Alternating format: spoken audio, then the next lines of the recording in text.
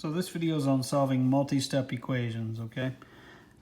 Here we've got what's going to be a three-step equation. Here we've got, in both of these, we've got equations where we're going to use distributive property, okay? So first thing we're going to do over here, we've got to get rid of this 5 in the denominator. So we're going to multiply both sides by 5, okay? Now, on the left side, the reason we did that is those 5s are going to cancel out, okay? So that's going to leave us with 3n minus 8 on the left side. And on the right side, we're going to have 5 times 2, which is 10. So 3n minus 8 equals 10. Okay. Now, think about the two-step equations. This is now a two-step equation.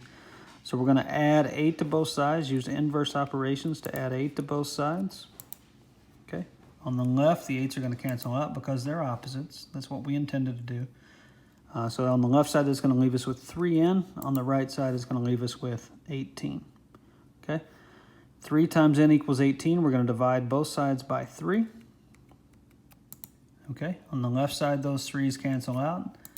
That leaves us with n. On the right side, that leaves us with 18 divided by 3, which is 6. So n equals 6. Okay? As always, you can check your work. Plug 6 in for n. You get 18 minus 8, which is 10. 10 divided by 5 is 2. So the answer is correct. Okay. In the next two problems, we're going to have to use distributive property, okay? So we've got a negative 5 times this quantity x plus 2. So we're going to have to multiply the negative 5 times the x, and we're going to have to multiply the negative 5 times the 2. Okay? So, next step. Negative 5 times x minus 5, because that's a negative 5, so we just use minus 5 times 2 equals negative 45. Okay, simplify all of that, and now we've got a two-step equation. Okay, we're going to add 10 to both sides, okay, to get negative 5x by itself. On the left, the 10s are going to cancel out, and that's going to leave us with negative 5x equals negative 35. Okay, we're going to divide both sides by negative 5. On the left, those negative 5s cancel out. And on the right, that's going to leave me with negative 35 over negative 5, which is positive 7. So x equals positive 7. Again, pretty easy check process here. Plug it in here. 7 plus 2 is 9. 9 times negative 5 is negative 45. Okay? Last example here. Here we're going to have a few more steps. Okay? We're going to have to distribute first.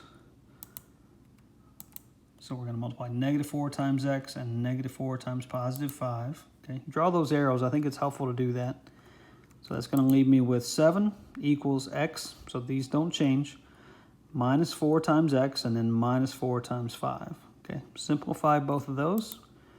And I've highlighted here, I've written in red here, these are going to be like terms that need to be combined. Okay, so 7 equals x minus 4x minus 20. Okay. These like terms can combine to be negative 3x. So my new equation is 7 equals negative 3x minus 20. Now we've got this down to a two-step equation. We're going to add 20 to both sides. Okay. On the right side now, those are going to cancel out. So that's going to give me 27 equals negative 3x. Okay.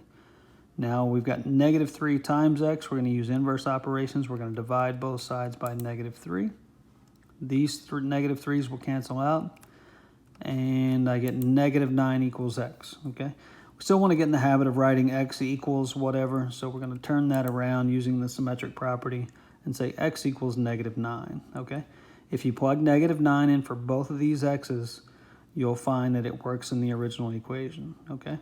And that's how you solve multi-step equations that combine, include distributive property and combining like terms.